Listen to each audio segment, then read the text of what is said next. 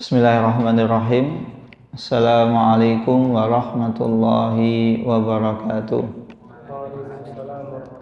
Bismillahirrahmanirrahim. Wassalatu wassalamu ala rasulillah wa ala alihi wa sahbihi wa man tabi'ahum bi ihsanin ila yaumiddin, amma ba'du.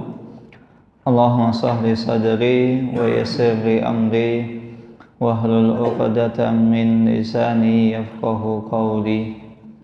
Allahumma inna nas'aluka ilman nafi'an wa rizqan tayyiban wa amalan mutaqabbalan.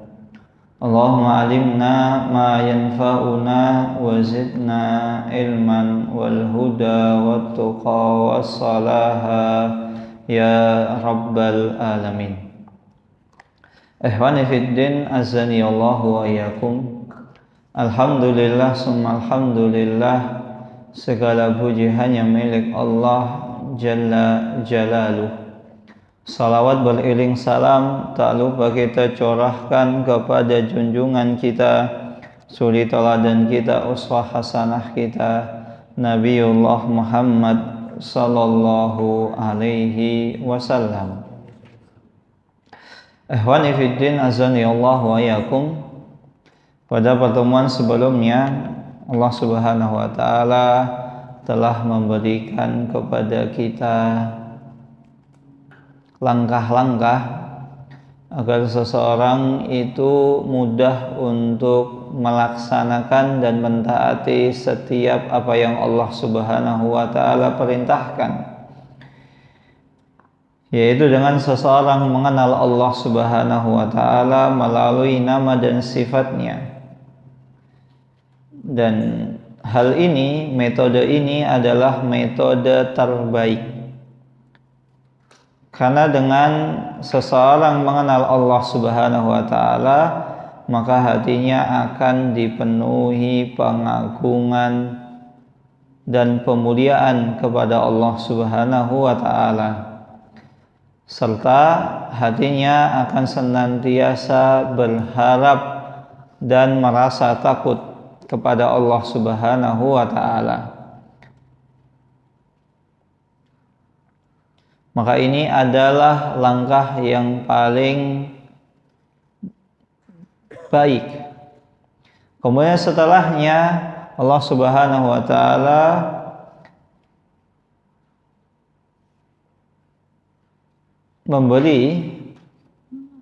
memberikan atau langkah kedua. Setelah seseorang mengenal Allah Subhanahu wa ta'ala dan nama dan sifatnya, seseorang diajarkan bagaimana cara atau jalan agar seseorang sampai kepada kepada kewajiban tersebut.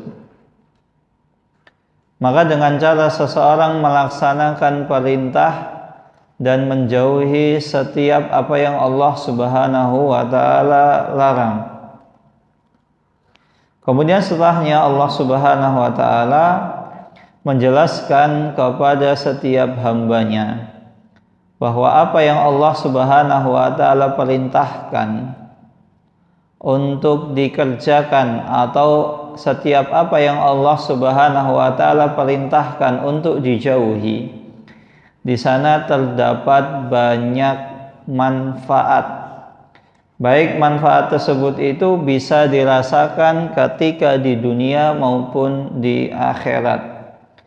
Dan di sisi yang lain pula Allah Subhanahu wa ta'ala telah menyiapkan balasan bagi orang yang taat menjalankan kewajiban yang Allah Subhanahu wa ta'ala perintahkan maupun Allah Subhanahu wa ta'ala larang.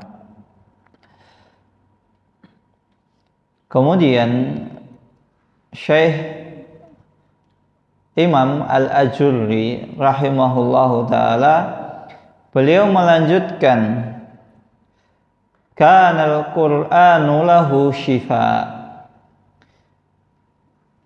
karena sejatinya Al-Quran bagi seorang mukmin itu adalah obat, penawar, dari setiap permasalahan dalam hidupnya. Maka di sini secara tidak langsung Al-Imam Ajurri mengingatkan bahwasannya ketika seseorang ingin berobat dengan Al-Quran, sejatinya itu tidak terbatas hanya pada penyakit-penyakit al-amrad al-hissiyah, yaitu penyakit-penyakit di dalam tubuh.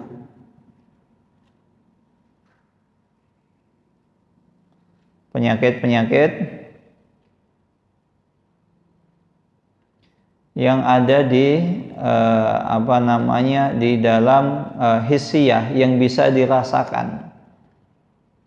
Namun juga seseorang bisa berobat dengan Al-Quran itu dengan penyakit-penyakit yang yaumul amrad, mencakup seluruh penyakit. Penyakit apa saja? Dan di dalamnya adalah penyakit maknawiyah. Ka'amradi syahwat, seperti seseorang yang terkena penyakit syahwat, mengikuti hawa nafsunya. Dengan seseorang rajin membaca Al-Quran, maka orang tersebut secara tidak langsung penyakit syahwatnya akan mudah. Ada pelampiasan dari syahwatnya yang bisa dibendung.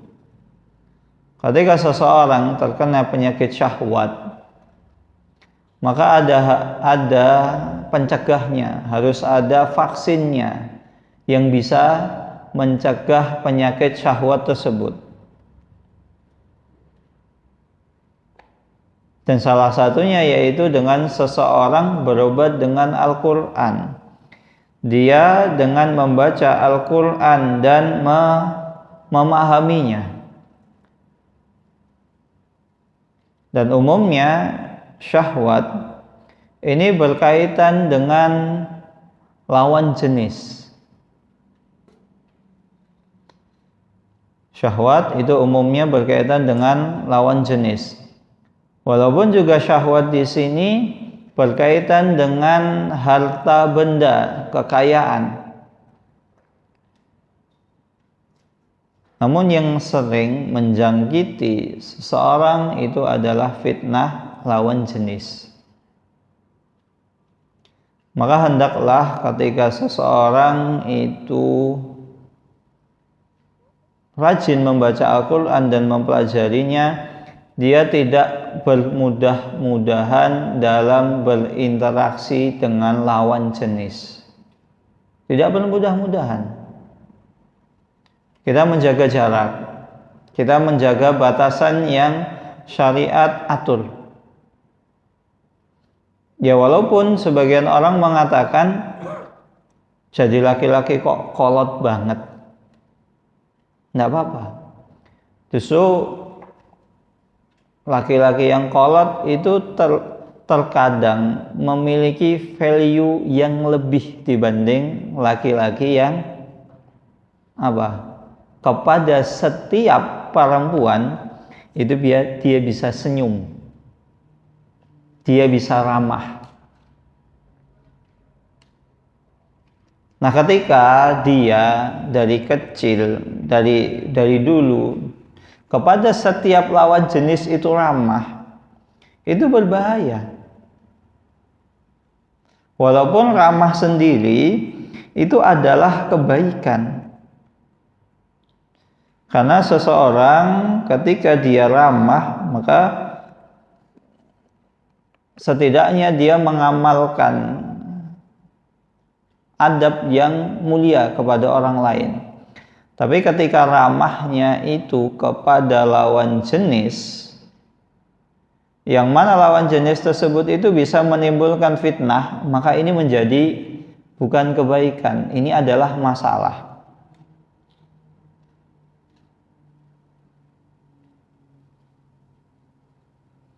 Kalau ada istilahnya, jadi laki-laki yang ramah kepada setiap perempuan. Zaman sekarang itu ada istilahnya apa?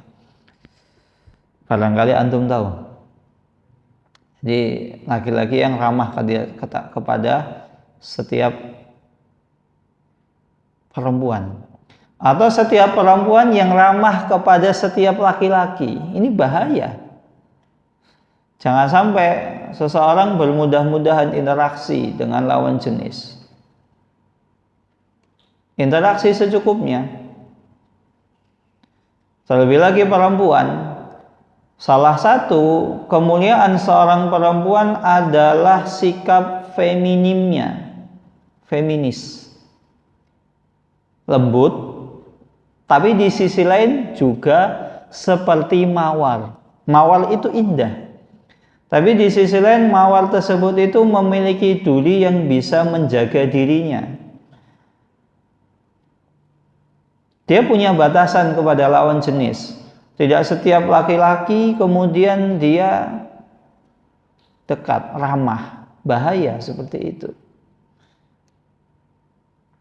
Terlebih lagi kita ini memiliki istilah pepatah witing tresno jalaran saka kulino. Apa itu? Cinta itu disebabkan karena seringnya seseorang itu bertemu dengan siapa? Lawan jenisnya. Maka kalau seseorang sering bertemu, setiap misalnya kajian ketemu, kemudian di kelas ketemu, di lokasi KKN ketemu, maka dengan seringnya interaksi tersebut maka akan menumbuhkan benih-benih cinta. Ya mohon maaf, misal seorang perempuan tersebut wajahnya kalah cantik dibanding perempuan yang lain. Awal ketemu biasa, tapi lambat laun ketika semakin seringnya interaksi di antara keduanya, maka setan mulai bermain. Setan mulai bermain menghiasi. Seakan-akan indah semuanya.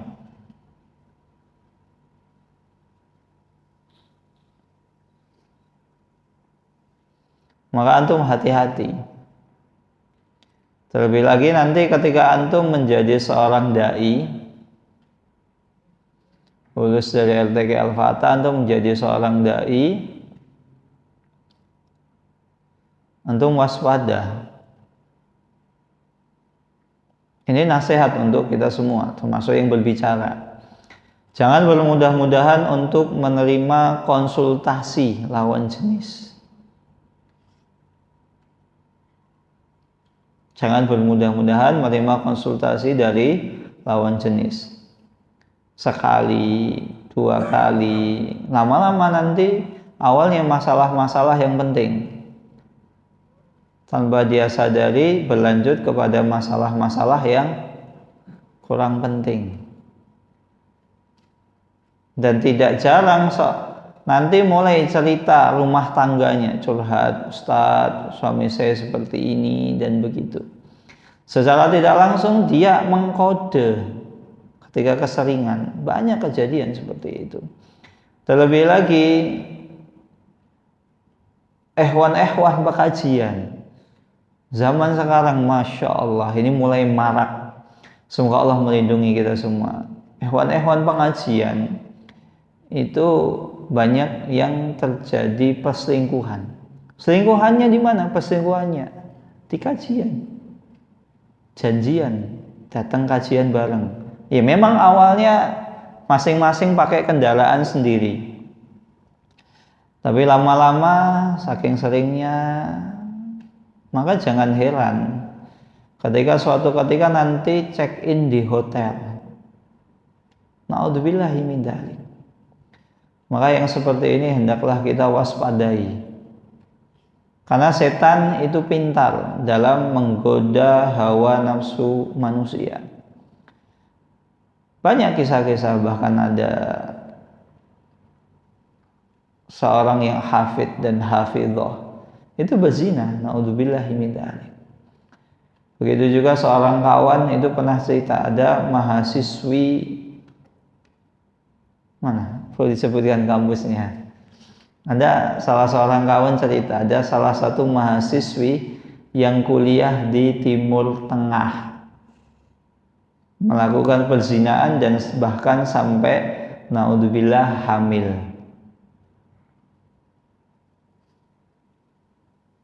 Ini kisah nyata. Maka kalau antum punya saudari perempuan, jaga, lindungi. Islam menetapkan batasan-batasan pada seorang perempuan bukan untuk mengekang mereka, bukan untuk mengekang kebebasan mereka, tapi untuk melindungi mereka dari serigala-serigala yang berbulu domba. Apalagi laki-laki itu skill dasarnya adalah menggombal tanpa latihan. Sudah, itu skill dasar, basicnya seorang laki-laki itu pintar gombal. Dan basicnya seorang perempuan sifatnya itu suka dipuji. Maka nanti kalau antum misalnya punya istri suka dandan, ya senang, alhamdulillah. Kenapa kok istri kadang suka dandan? Dandannya lama. Karena terkadang suaminya nggak muji. Coba, wah Masya Allah istriku cantik sekali, udah selesai nanti dandannya.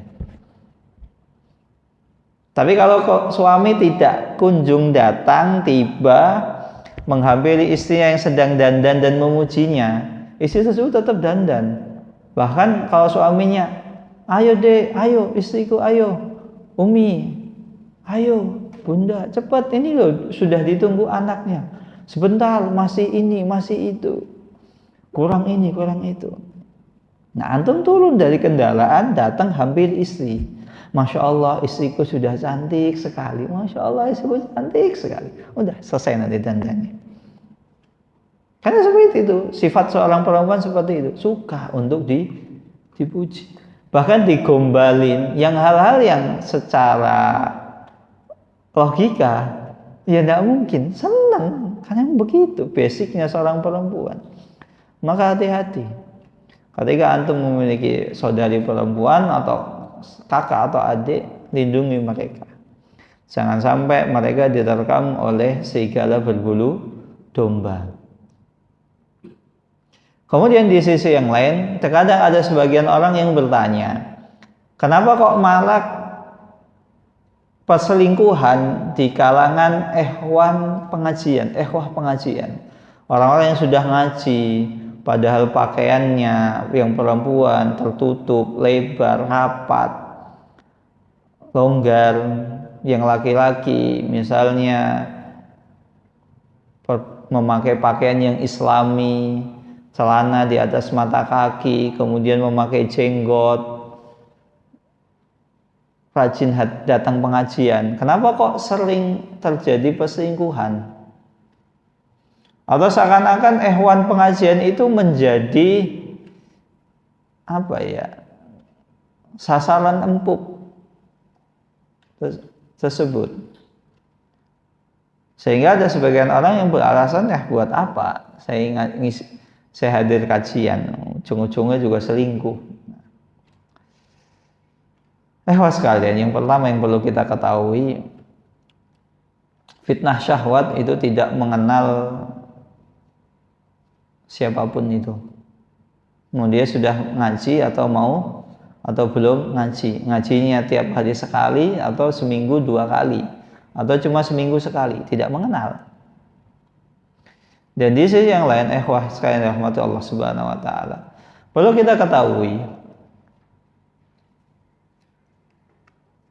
maraknya perselingkuhan tersebut, kenapa kok terbongkar? Karena dalam dunia kajian hal seperti itu adalah bukan hal yang wajar.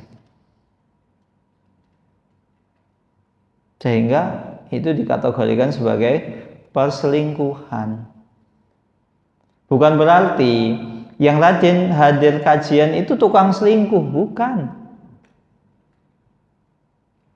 Karena dalam dunia pengajian hal seperti itu dianggap tidak wajar.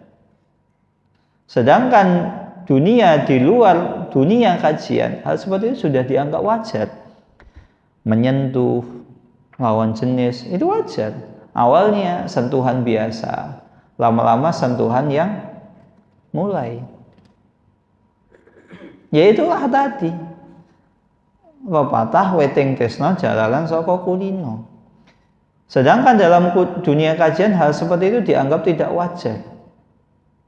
Mengingatkan hal-hal yang tidak ada kaitannya, tidak penting, tidak mendesak, itu bukanlah suatu hal yang wajar.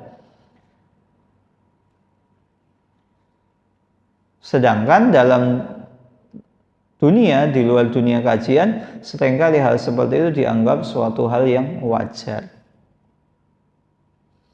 Seringnya mereka berinteraksi di tempat yang sama, di kantor yang sama, di ruangan yang sama, sehingga seakan-akan itu wajar.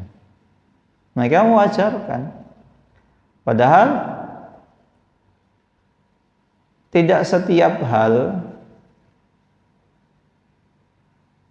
itu bisa kita wajarkan, bisa kita maklumi. Nah,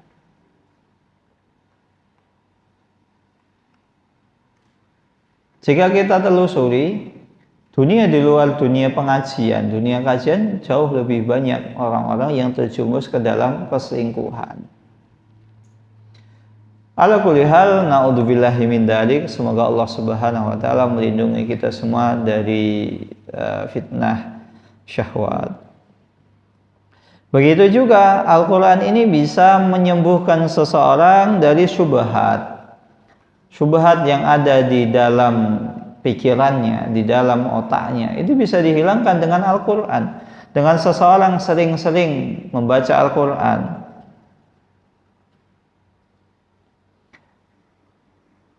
Wat-tafrid, dan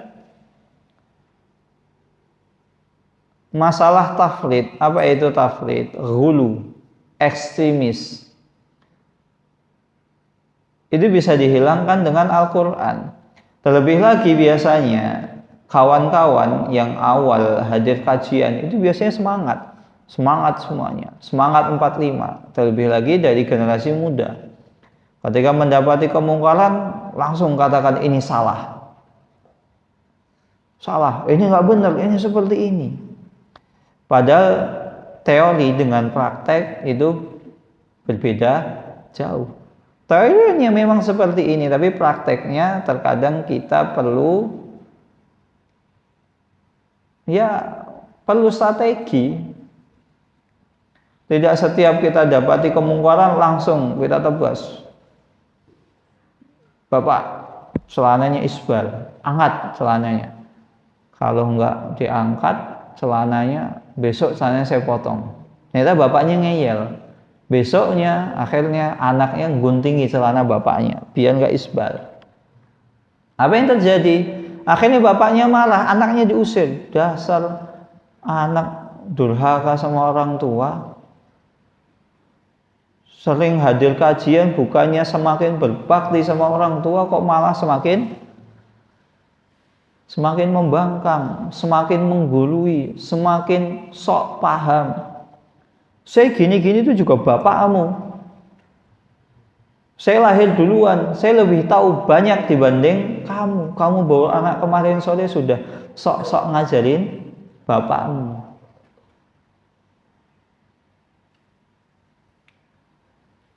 Atau ibunya yang mohon maaf tidak memakai jilbab. Terkadang ada sebagian seperti itu, anaknya rajin hadir kajian, tapi mohon maaf ibunya terkadang masih mengumbar aurat. Kemudian baju ibunya yang kurang bahan, kurang menutup aurat diambil semua, dibakar. bubar seperti itu. Dakwah itu butuh hikmah, ikhwas sekalian.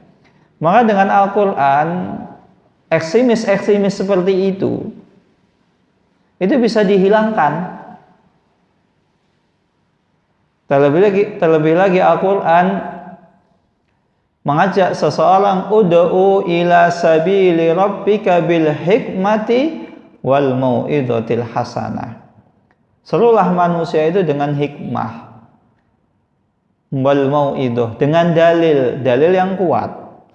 Dalil zaman sekarang itu bukan hanya pinternya seseorang berretorika, enggak. Dalil yang lain tuh terkadang juga butuh apa? Apa ini? Fulus. Ya kan betapa banyak fulus itu lebih mulus dibanding dalil yang mulus. Iya. Ajak sekali-kali, ayo Pak. Ajak, Pak, saya alhamdulillah ini Pak, saya habis gajian ini. Gaji pertama. Saya pengen ngajak makan bapak sama ibu.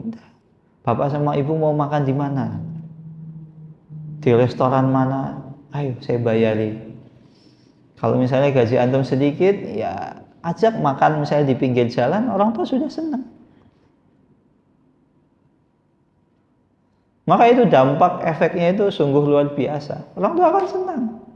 Walaupun cuma makan di pinggir jalan, yang makanannya itu saja, atau misalnya ya makanannya yang sudah biasa, murah, tapi senang.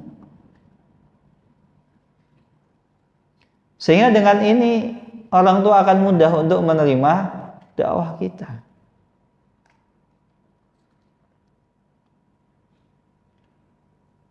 Begitu juga salah satu cara ketika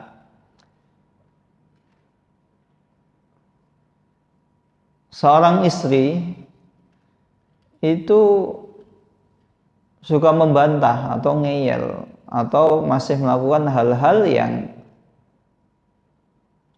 di mata syariat itu tidak dibenarkan. Ya sesekali kita ajak makan di luar. Yuk kita makan yuk di luar. Yuk kita jalan-jalan kemana. Atau sekali-kali dibelikan istrinya skincare. Belikan skincare. Isi suka skincare yang mana? Oh ini, belikan. Diam-diam tiba-tiba paket gitu kan. Senang banget. Oh ini paket siapa? Kok atas nama saya? Kaget istri. Oh ketika dibuka, Masya Allah skincare. Oh suamiku ternyata kamu perhatian kepadaku. Nah ketika seperti itu ngomong, Dek, aku tuh sebenarnya sayang banget sama kamu. Saya tuh pengen kamu tuh cantik. Biar matahari dan bulan itu minder ketika melihat kecantikanmu. Karena aku hanya ingin kecantikanmu untuk diriku semata. Kena itu udah, ces.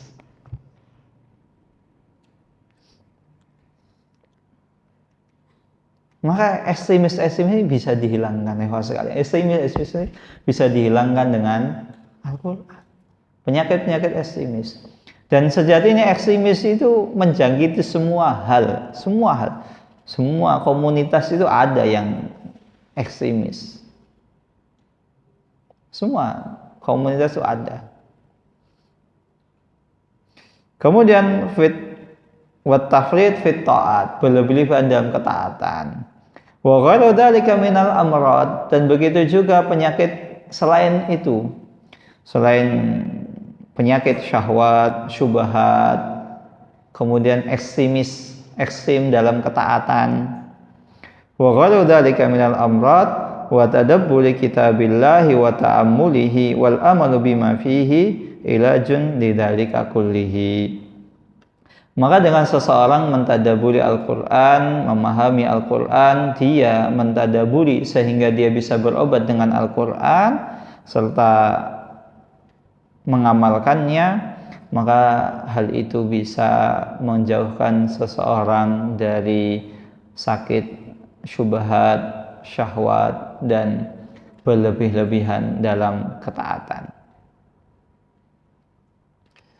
Masalah berlebihan dalam ketaatan, dulu Rasulullah SAW pernah menegur salah seorang sahabat yang dia berfatwa tanpa didasari ilmu. Suatu ketika di malam yang dingin, malam yang sangat dingin, ada salah seorang sahabat itu yang mimpi basah.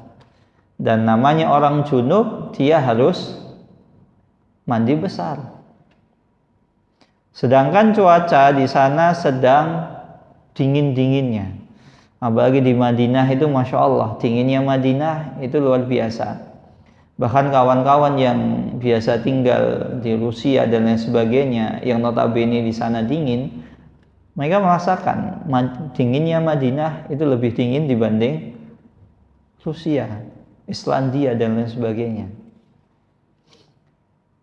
Nah, karena sahabat tersebut itu junub, maka dia bertanya kepada sahabat yang lain, "Wahai saudaraku, sesungguhnya aku junub. Tapi ini udara sedang dingin-dinginnya. Maka kalau seandainya aku mandi besar, maka aku akan binasa. Boleh enggak ketika itu aku bertayamum saja?" Tapi ada salah satu sahabat yang tetap kekeh, ya harus mandi besar. Apa yang terjadi? Akhirnya sahabat tersebut itu meninggal dunia. Dan ketika itu Rasulullah SAW marah. Maka jika sekelas sahabat saja itu dilarang untuk berfatwa tanpa didasari ilmu, apalagi kita. Ya memang benar, orang junub ya harus mandi besar. Teorinya seperti itu. Tapi prakteknya, rukhsah dalam agama itu ada. Kita perlu kadang sedikit mentolerir lah sikap-sikap orang yang selama itu masih dalam batasan wajar. Kita nggak bisa gas terus. Kadang kita perlu rem sedikit-sedikit, kadang perlu rem, gas lagi, rem lagi, gas lagi, rem lagi. Seperti itu.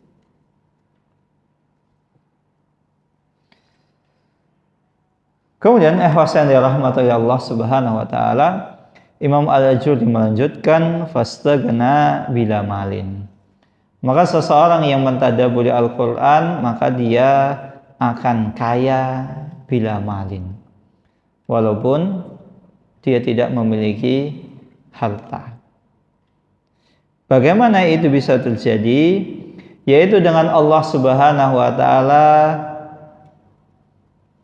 menjadikan dia kaya atas apa yang telah Allah Subhanahu wa taala berikan kepada dirinya dari pemahaman Al-Qur'an, dan ia bisa mentadaburi makna-makna yang terkandung di dalam Al-Quran tersebut.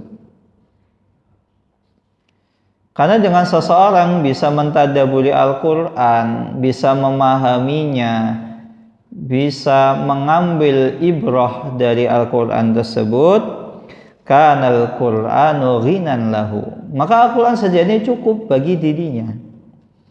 Wa a'dhamul ghina ghinal qalbi. Yang pertama, Al-Quran cukup bagi dirinya. Al-Quran, dengan seseorang dia dipahamkan Al-Quran, Allah Subhanahu wa ta'ala akan memberikan kekayaan bagi dirinya. Orang akan memuliakan dirinya.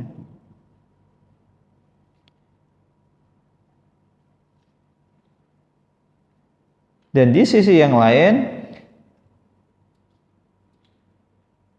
kekayaan yang Al-Quran berikan pada dirinya, yaitu pada hatinya, itu sungguh modal yang cukup, modal yang bahkan bukan hanya cukup, modal yang sangat luar biasa. Hatinya itu cukup dengan Al-Quran. Hatinya akhirnya qanaah, menerima atas apa yang Allah Subhanahu wa ta'ala berikan pada dirinya. Dia merasa cukup. Ketika melihat orang lain, dia tidak hasad. Dia tidak iri dengki.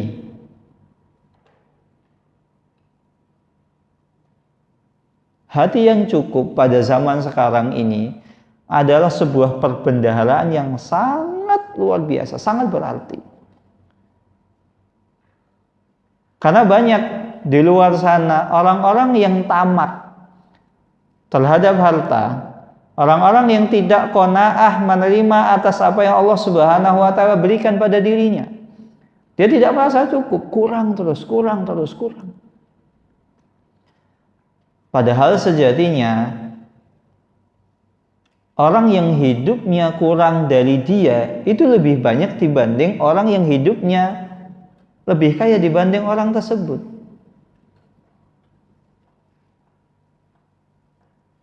Bahkan terkadang ada sebagian orang mengatakan, "Pak, Bu, apa yang kamu cari? Tanah sudah banyak, aset juga di mana-mana, mobil, rumah ada, bukan hanya satu. Apa yang kamu cari?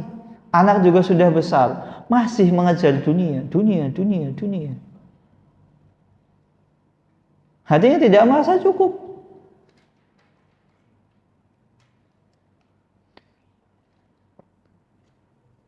Sehingga dia rakus terhadap dunia dan tidak qanaah. Lihat orang kaya, orang punya barang baru, iri, saya pengen kayak dia.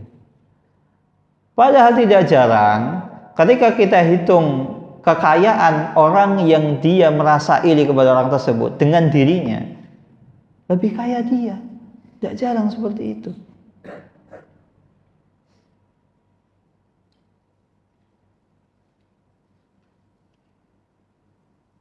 Maka orang yang mulia, orang yang bahagia adalah orang yang merasa cukup atas apa yang dia miliki, bukan apa yang orang lain miliki. Kalau kita terlalu terobsesi dengan apa yang dimiliki oleh orang lain, maka yang sering terjadi adalah seseorang akhirnya melanggar apa yang Allah Subhanahu wa ta'ala dan Rasulnya larang. Dia tidak peduli lagi atas apa yang Allah Subhanahu wa ta'ala haramkan. Yang penting bagaimana caranya saya dapat. Tidak peduli. Dan dia lupa sejatinya harta yang dia kumpulkan selama ini kelak itu akan menjadi malapetaka bagi dirinya di akhirat dan bagi keturunannya di dunia. Betapa banyak orang tua yang meninggalkan harta yang banyak ketika orang tua tersebut itu belum dikebumikan, belum dikuburkan, keluarganya, ahli warisnya itu sudah ribut. Rebutan bagi waris, padahal orang tuanya belum dikebumikan. Ributnya di samping jasadnya. Nah, seperti ini bisa jadi karena disebabkan harta yang dia peroleh dulu disebabkan dari jalan-jalan yang Allah Subhanahu wa ta'ala haramkan, sehingga tidak berkah. Ketika dia di dunia tidak berkah, cekcok terus. Ketika dia meninggal, keluarganya langsung cekcok. Segera bagi waris itu baik. Tapi ketika bagi waris malah yang terjadi adalah pertumpahan darah, itu adalah malapetaka. Banyak kejadian. Bapaknya belum dikuburkan, anaknya itu sudah satu ambil pisau, satu ambil gunting, yang lain ambil pistol. Na'udzubillahi min dzalik. Kemudian Syekh Abdul Razak melanjutkan, wa ghinal qalbi thamratun min thimari fahmil Qur'ani wa tadabburihi wal inayati bihi. Dan qanaahnya hati seseorang itu adalah salah satu buah di antara min thimari, di antara buah seseorang yang diberi kepahaman terhadap Al-Quran dan bisa mentadaburinya. Ini luar biasa. Hidupnya akan tenang. Dia tidak akan silau dengan apa yang Allah Subhanahu wa taala berikan kepada saudaranya. Dia tidak merasa iri, dia tidak berusaha bagaimana caranya saya mendapatkan kenikmatan yang dia miliki.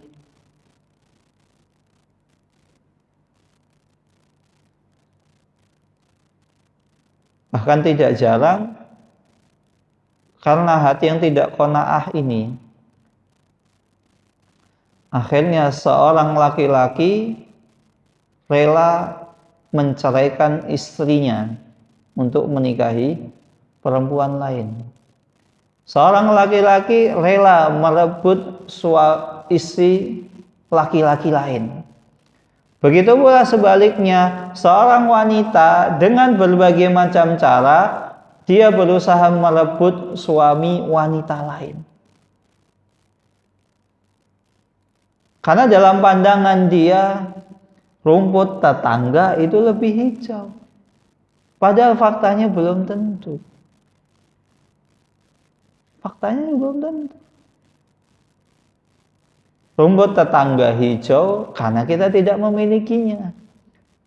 Coba kalau kita sudah memilikinya, belum tentu rumput tersebut tetap hijau, tetap menyilaukan mata kita. Ini semuanya karena syahwat.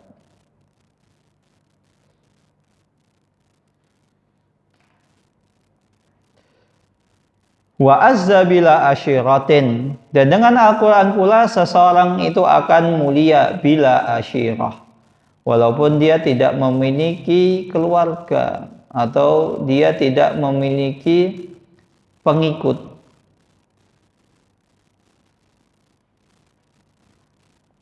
Wa anisa bima yastauhisu minhu ghairuhu, dan dia hatinya akan lembut. Padahal di luar sana banyak orang-orang yang hatinya itu seakan-akan buas seperti binatang. Wa azza bila asyirah. Syekh Abdul Razak menjelaskan, maka seseorang yang mentadaburi Al-Quran, maka dia akan memiliki kemuliaan, wa man'ah, dan memiliki posisi, wahaibah, dan memiliki kewibawaan di mata orang lain. Dia memiliki orang lain itu, dia akan memiliki kemuliaan. Orang lain merasa segan dan dia memiliki wibawa. Kama qala Umar, sebagaimana perkataan Umar ibnu Khattab radhiyallahu taala, Umar ibnul Aziz rahimahullahu ta'ala, wa man khafallah akhafallah min kulli syai'. Maka barang siapa yang dia takut kepada Allah Subhanahu wa ta'ala, maka Allah akan menjadikan orang lain takut kepada dirinya. Orang lain akan segan. Orang lain akan merasa orang ini memiliki wibawa.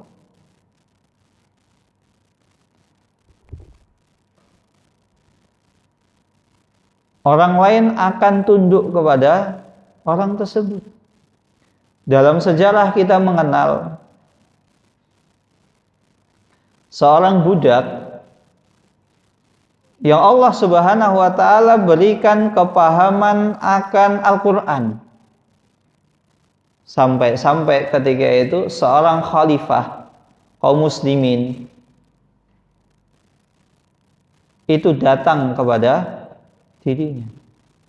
Pada orang tersebut adalah seorang mantan bekas budak. Khalifah, pemimpin kaum muslimin yang ketika itu menguasai 2/3 dunia, datang kepada orang tersebut.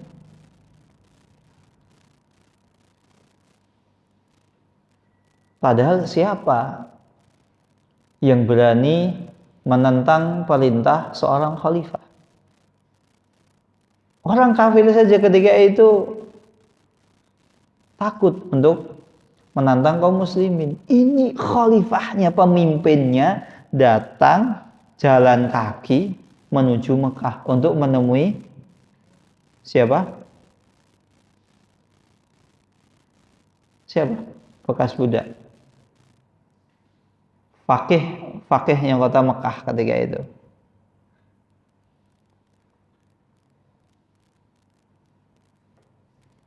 Siapa? Antum tidak ada yang tahu antum?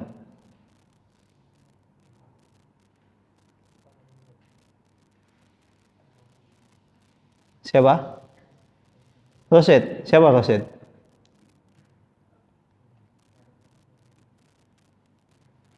Siapa ahli fikihnya kota Mekah saat itu?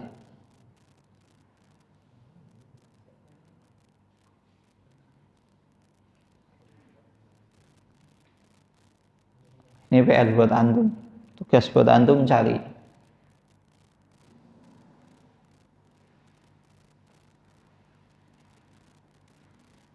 Khalifah datang ke dia.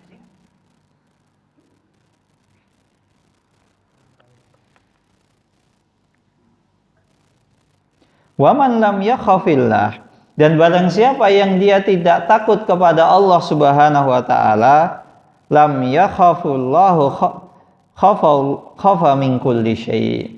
Maka barang siapa yang tidak memiliki rasa takut kepada Allah Subhanahu wa taala, maka dia akan takut dari segala sesuatu. Dia akan takut.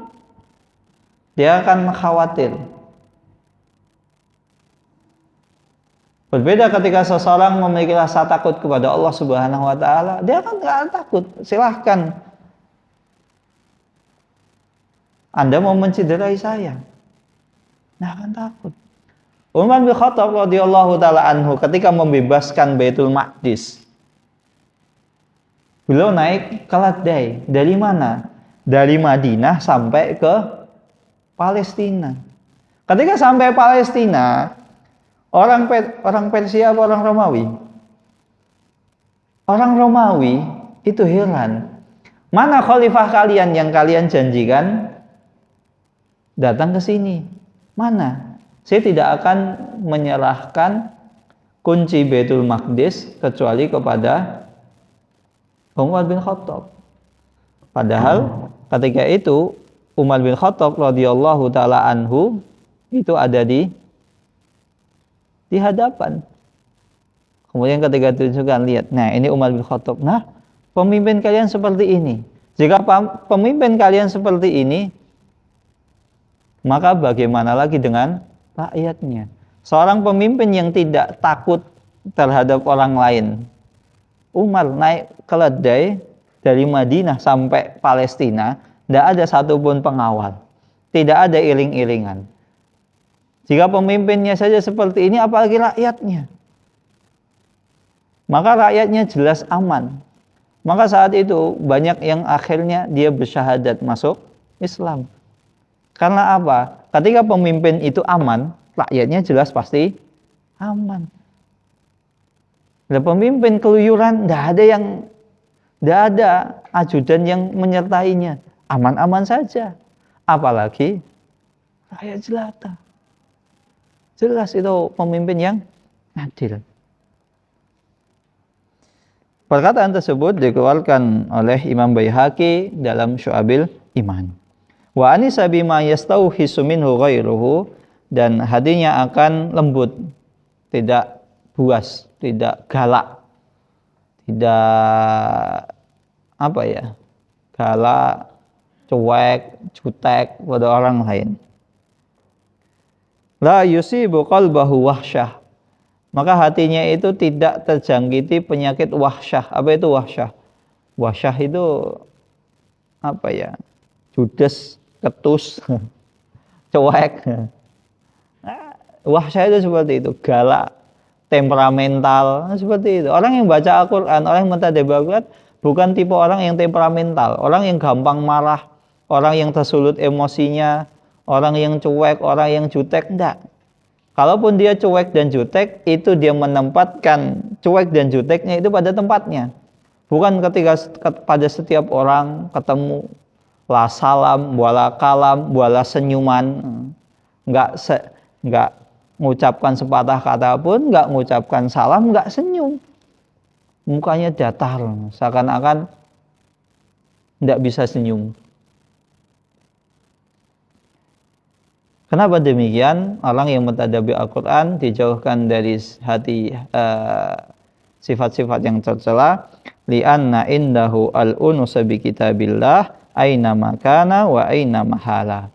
Maka karena Al-Quran tersebut telah menjadikan dirinya, jiwanya, hatinya itu lembut, sehingga dia bisa lembut aina makana, dimanapun dia berada, wa aina mahala, dan dalam kondisi atau masalah apapun yang dia hadapi. Orang yang rajin baca Al-Quran tenang, jiwanya tenang, tidak khawatiran, nggak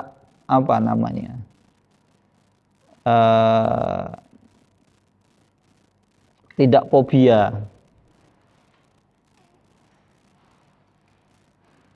tidak gampang disetir, tidak gampang dipengaruhi. Tenang aja. Bahkan dulu ketika gempa Jogja, itu ada sebuah cerita yang tersebar di masyarakat bahwasannya Pantai Parangtritis itu terjadi tsunami.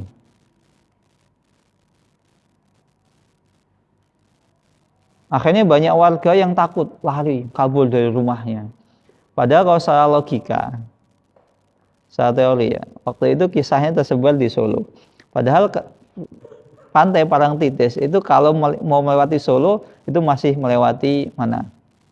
Gunung Kidul dulu kan. Kemudian nanti ada yang Klaten, ada yang mana. Klaten itu masih panjang, tsunami. Baru kemudian sampai Solo, ya tidak mungkin, secara teori tidak mungkin, bisa-bisanya loh. Apalagi berita yang tersebar ketika itu tsunami-nya sudah sampai Klaten, sampai Cawas atau mana gitu. Waktu itu kami di Sukoharjo itu lari semua, kaget semuanya. Ya kenapa kaget? Ya karena tidak punya ilmu.